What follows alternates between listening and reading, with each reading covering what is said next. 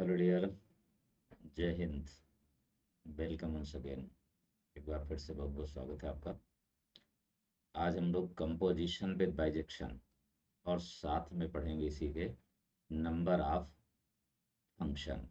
Number of function का मतलब है इसमें number of one one function कितने होंगे, number of one one function and number of onto function.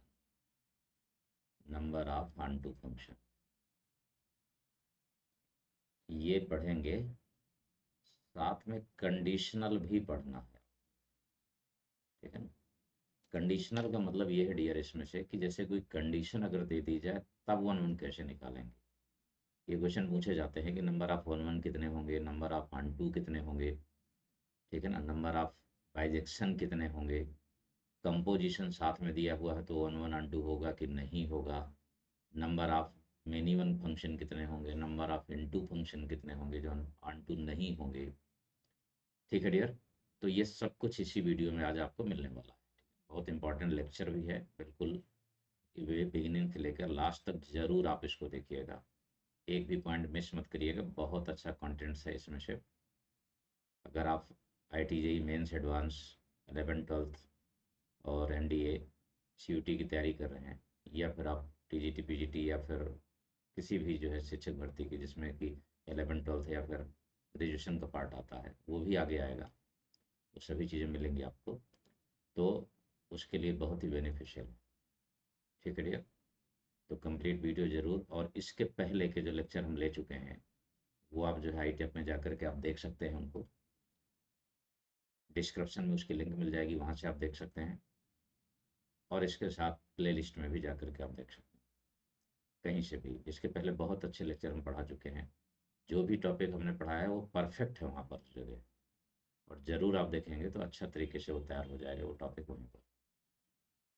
तो अगर आपने अभी तक सब्सक्राइब नहीं किया तो ज़रूर कर लीजिएगा, जिससे कि आपको जो है वीडियो, जितने भी वीडियो लेक्चर अच्छे बनाए हम वो आपको मिलते रहें। कमेंट करके ज़रूर मुझे बताइएगा, और अगर अच्छा लगता है वीडियो तो लाइक ज़रूर करिए डियर। आ जाते हैं सबसे पहले फर्स्ट पर, number of one one function क्या होगा। तो number of one one function आपको यहाँ पर निकालना है, मतलब जिसको इंजेक्शन भी कहेंगे या फिर इंजेक्टिव भी कहेंगे। ठीक, number of injection, number of injective, number of one one function. तो आपको पता है जब भी कोई फंक्शन डिफाइन होता है तो श्योर है कि उसमें से कुछ डोमेन होता है, एक सेट डोमेन का होता है, और एक if sir that a tends to be form में होता है, जिसमें से इसको हम क्या कहते हैं कि ये डोमेन है। ये आप पहले हम बता चुके हैं पहले के लेक्चर्स में। ये इसको हम कहते हैं कोडोमेन है, बट यहाँ पर इसका रेंज जैसा ही यूज करेंगे। ठीक है ना, रेंज जैसा यूज करेंगे। तो ये दोनों सेट दिए हैं क्वेश्चन में। कॉन्सेप्ट में आपके पास नंबर ऑफ एलिमेंट्स ए में m है, और नंबर ऑफ एलिमेंट्स बी में n है आपके पास, ये गिवन है। तो फिर number of one one function जब आप निकालेंगे, number of one one function, तो NPM होगा। NPM, ये ध्यान रखना है आपको। NPM यानी परम्यूटेशन, लेकिन ये तब होगा जब n ग्रेटर देन है, मतलब कोडोमेन रेंज कह सकते हैं आप। फिर रेंज ग्रेटर देन होना चाहिए, तो रेंज तो ग्रेटर देन हो नहीं सकता भाई, ये तो आप जान ही रहे ना कि रेंज ग्रेटर देन कैसे हो सकता है। रेंज तो जितनी वैल्यू रखते हैं उतना ही रेंज आता है ना। ठीक, तो फिर आपको सीधे लिखना है कि कोडोमेन ग्रेटर देन, तो मैं ऐसे लिख दे रहा हूँ, समझ जाइए इसको।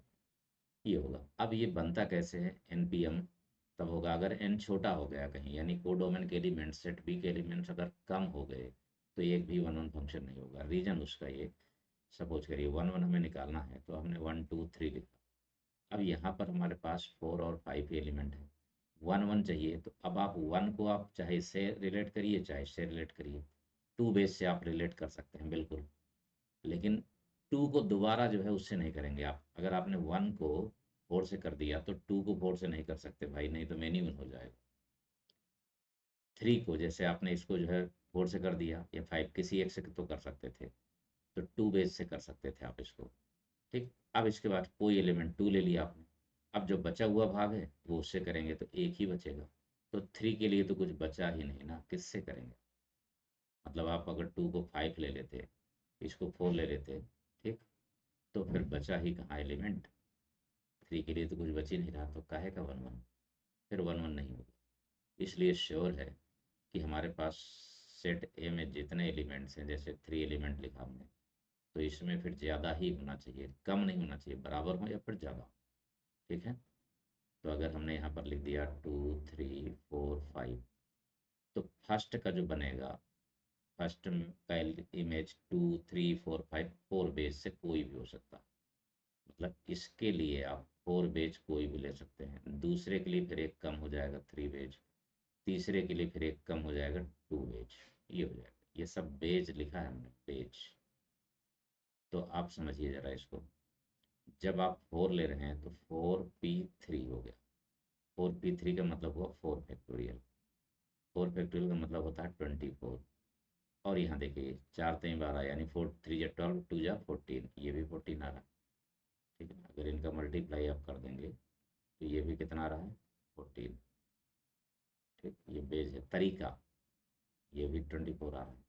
इस तरीके से फार्मूला डेरिवेट हो गया, यानी पहला n तरीके से, तो दूसरा n-1, तीसरा n-2, परम्यूटेशन के अकॉर्डिंगली। तो आपको ध्यान रखना है कि अगर कोडोमेन छोटा हो गया तो 0 होगा, कोडोमेन बड़ा है तभी 1 होगा।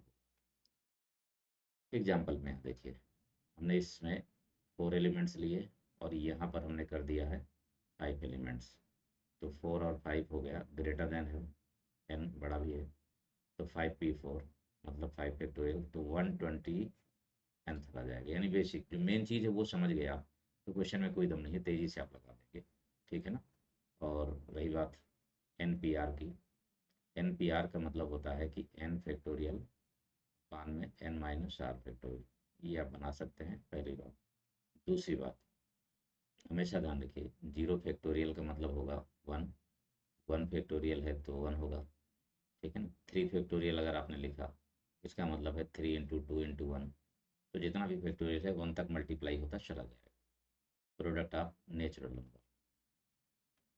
एग्जाम्पल 2 में देखिए, एग्जाम्पल 2 में हमने यहाँ पर 3 एलिमेंट कर दिए, जबकि यहाँ पर 4, यानी डोमेन ज़्यादा हो गया। जब डोमेन ज़्यादा हो गया तो फिर number of one one function 0 है, लगाने की जरूरत नहीं, डायरेक्ट आप लिखिए। उसका रीजन, NPR में हमेशा n greater than equal to r होता है, ठीक है ना, कभी भी r ग्रेटर देन n होता ही नहीं, तो चांस ही नहीं बनेगा। नेक्स्ट पर आते डियर, अब यहाँ पर हम लगा रहे हैं number of onto function. Number of onto function का मतलब है सर्जेक्शन, ठीक है ना। सर्जेक्शन का मतलब है कि कोई फंक्शन इसमें डिफाइन है डोमेन से रेंज को डोमेन में, तो ऑनटू फंक्शन होगा। तो ये फार्मूला डियर, मैं इसको आपको रटने का तरीका बताता हूँ, लिखा ऐसे है लेकिन मैं समझाता हूँ कैसे बन जाता है बड़े आराम से, ठीक। लेकिन इसमें खास बात ये भी है, ध्यान रखिएगा कि अगर कोडोमेन, ठीक है ना, इसमें कंडीशन है कि कोडोमेन छोटा होना चाहिए, जस्ट उल्टा याद रखिए, 1 1 का just opposite, codomain is less than domain, codomain less than domain होना चाहिए डियर, बस ये याद रखिए, जस्ट उल्टा है दोनों का, तो बहुत आराम से समझ जाएंगे आप इसको, याद भी बना रहेगा, भूलेगा नहीं, जब क्वेश्चन आएगा सामने तो तुरंत हो जाएगा कि 1 1 निकालने के लिए जितने एलिमेंट्स हमारे पास सेट ए के हैं उससे कम नहीं होना चाहिए, उससे ज़्यादा होना चाहिए, बराबर हो सकता है। तो इसका मतलब है कि ऑन2 के लिए उल्टा हो जाएगा, रेंज में बराबर हो या फिर कम हो, डोमेन में ज़्यादा होना चाहिए, ठीक है ना। अब इसको याद करने का तरीका मैं बताता हूँ आपको कैसे। इसमें यह है कि जैसे किसी भी फंक्शन में इस तरीके से डिफाइन है, यहाँ पर 1 2 3 4 5 ये लिखा हुआ है, और टेंस टू यहाँ पर लिखा हुआ है 2 4 3, सॉरी 2 4 5 ये लिखा हुआ है, ठीक। 3 भी लिखा जा सकता था, कोई दिक्कत नहीं सेट में, बस पहले लिखा जा सकता है ये। अगर ऐसा है देन n की वैल्यू आप देख सकते हैं, ये वैल्यू रही m की 5 है, ये वैल्यू रही n की 3 है। तो शुरुआत आप ऐसे करेंगे डियर, n से शुरू करेंगे, NC0 लिखेंगे, और यही वैल्यू n जीरो दोनों, किसी भी क्वेश्चन की बात कर रहे हैं हम, ये फार्मूला बनाए कैसे होंगे, ये इसलिए हम कह रहे हैं कैसे बनाएंगे इसको। N C zero, n minus zero लिखेंगे और पावर में हम कर देंगे चाहे जो भी, माइनस अल्टरनेट माइनस चलेगा, फिर एन सी वन में आ जाएंगे, यही दोनों फिर माइनस कर देंगे, हाँ लेकिन पावर नहीं बदलेगा, कोई कमी नहीं होगी पावर में, प्लस लगाएंगे, एन सी टू लिखेंगे और n माइनस टू लिख करके फिर पावर m लगाएंगे, फिर माइनस आ जाएगा एन सी थ्री, ठीक है ना, और यहाँ n माइनस थ्री लिखेंगे और पावर m लिखेंगे, ये बढ़ता रहेगा जब तक ज़रूरत है, खुद जीरो हो जाएगा, जिस जगह जीरो हो जाए वहीं रोक दीजिए उसको।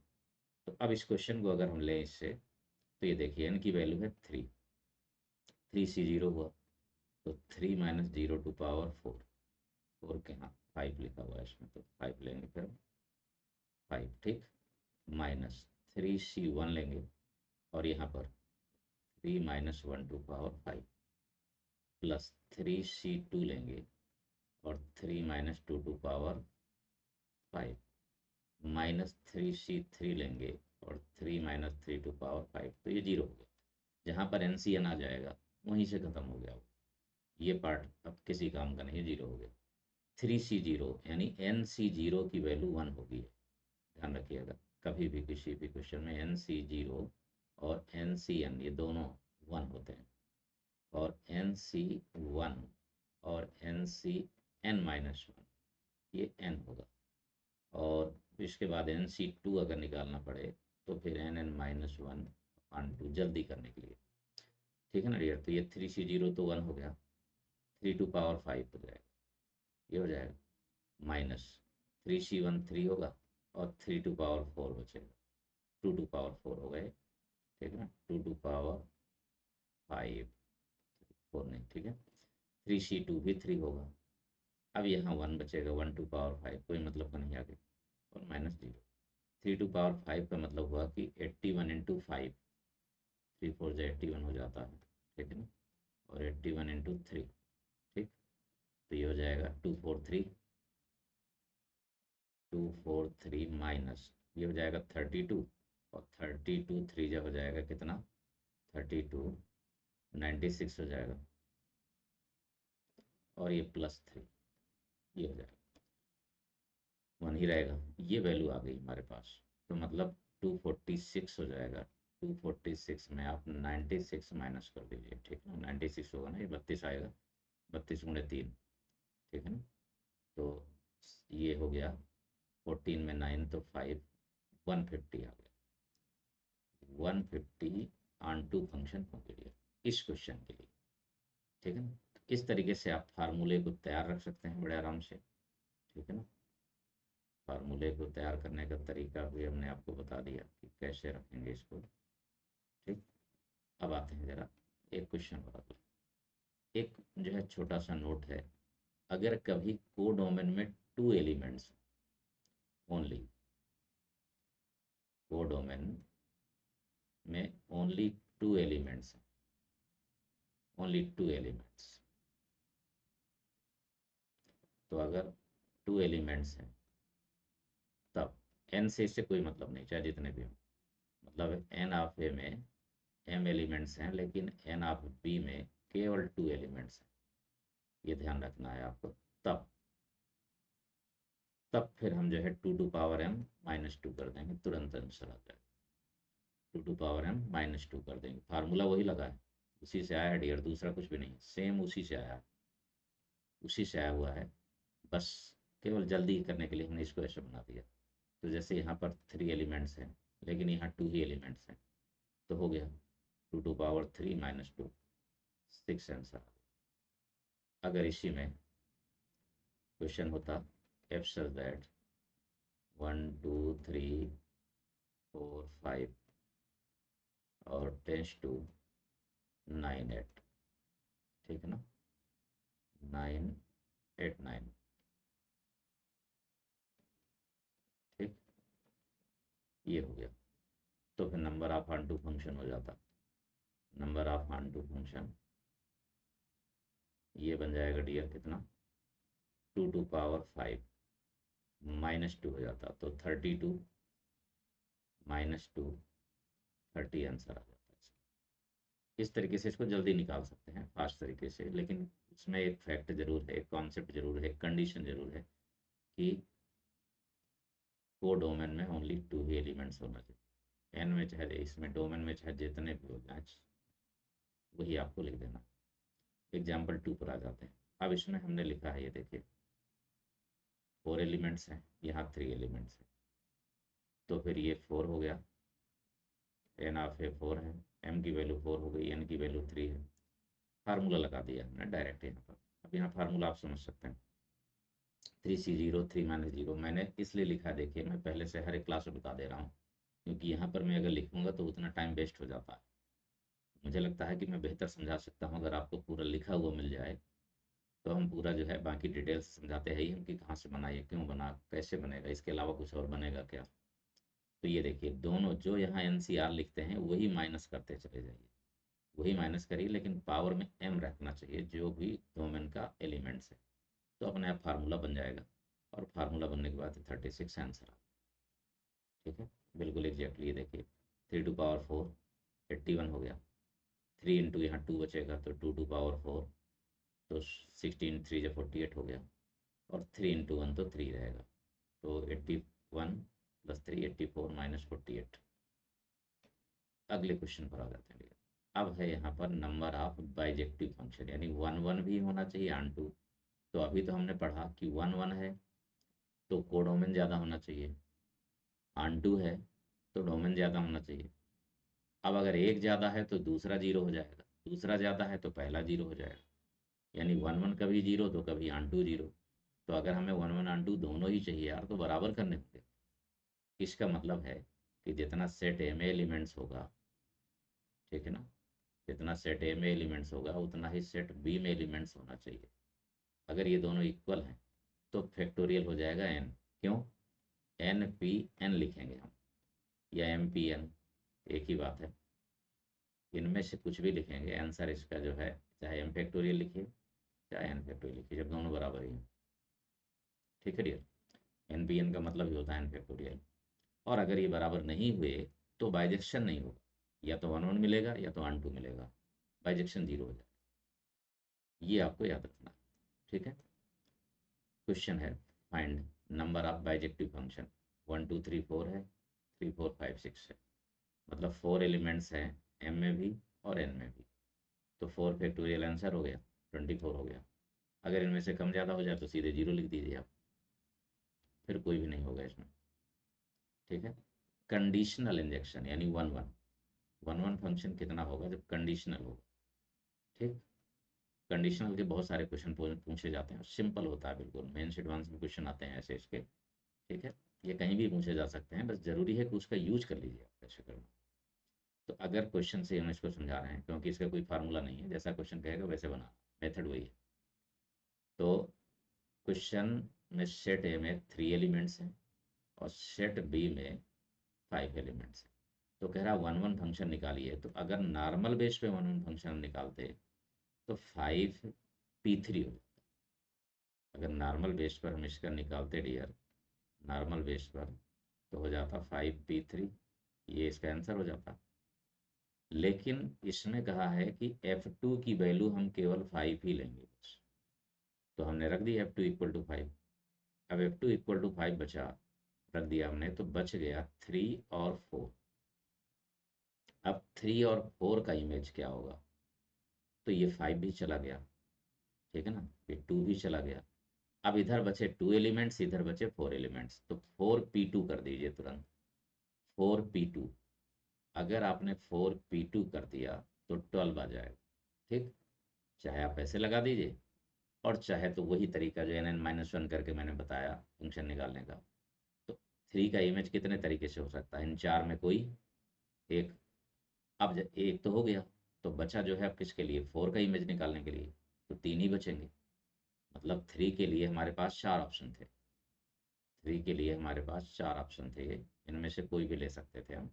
कौन कौन से जो बचे हुए हैं, 6 7 8 और 9, इनमें से कोई ले सकते थे।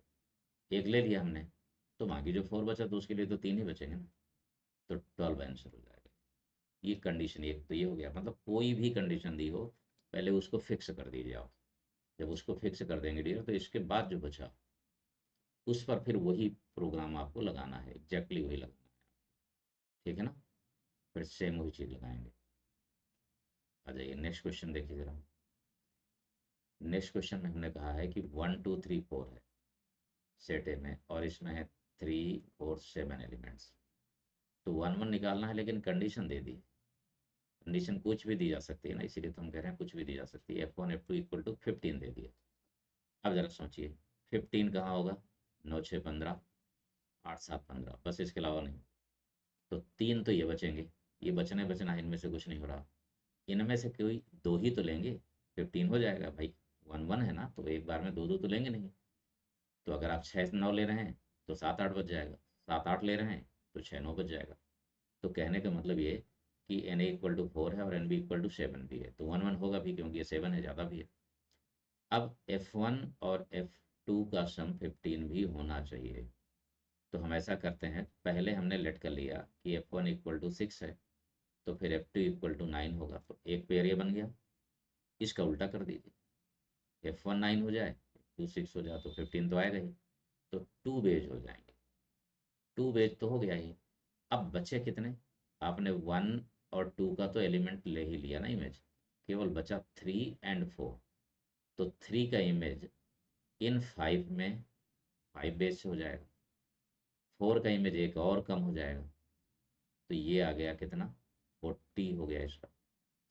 इसी तरीके से अगर F1 आप 8 ले लें तो F2 7 लेना होगा, या फिर F1 7 ले लें तो F2 जो है 8 लेना होगा। तो टू बेज यहाँ भी हुए, टू बेज समझ रहे हैं ना, तो दोनों अदल बदल दिए गए भाई, परम्यूटेशन है ना ये, तो फिर तो लगेगा ही ना। जब हम ले रहे हैं F1 का 7 ले रहे हैं, F2 का 8 ले रहे हैं, तो दोबारा ये लिए तो बदल तो गया ना कंडीशन, दोनों तो दो हो गए।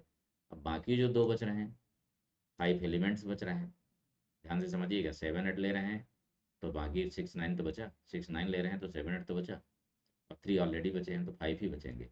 तो 3 का फिर से वही 5 बेस से वही तरीका, दूसरे का 4 बेस से बचेंगे, तो ये भी हो गया 40। इस तरीके से कुल मिलाकर के 40 और 40 टोटल कितना हो गया, 80 आंसर आ जाएगा इसका। इस तरीके से डियर कोई भी कंडीशनल हो, यही नहीं दुनिया का कोई भी कंडीशनल दिया हो 1 1 निकालने के लिए, एग्जैक्टली आपको इसी तरीके से ही करना, एग्जैक्टली आपको इसी तरीके से ही लगाना डियर। ठीक है ना, वही चीज़ हमने यहाँ पर डिटेल से बताया है। देखिए कि रिमेनिंग एलिमेंट्स हमारे पास क्या हैं, 3 और 4 हैं। ठीक, 5 एलिमेंट्स बी में बच रहे हैं। तो ज़रा सोचिए, हमारे पास ये दो प्लेस हैं, 5 लोगों को जो है, दो चेयर्स हैं, 5 लोगों में से एक को भेजना है, तो इसको 5 बेस से हम भर सकते थे। किसी एक को भेज दिया हमने तो वो तो बैठ गया भाई, वो नहीं उठेगा। अब बचे 4 लोग, तो 4 लोगों में इसको हम 4 तरीके से भर सकते हैं, 4 बेस से। बस ये तरीका, यही 1 1 निकालने का तरीका है, ये परमुटेशन का भी है, और यही। तो ये बन गया 40 और ये भी बन गया डियर 40, तो 80 आंसर आ गया। ठीक, ये क्लियर हो गया।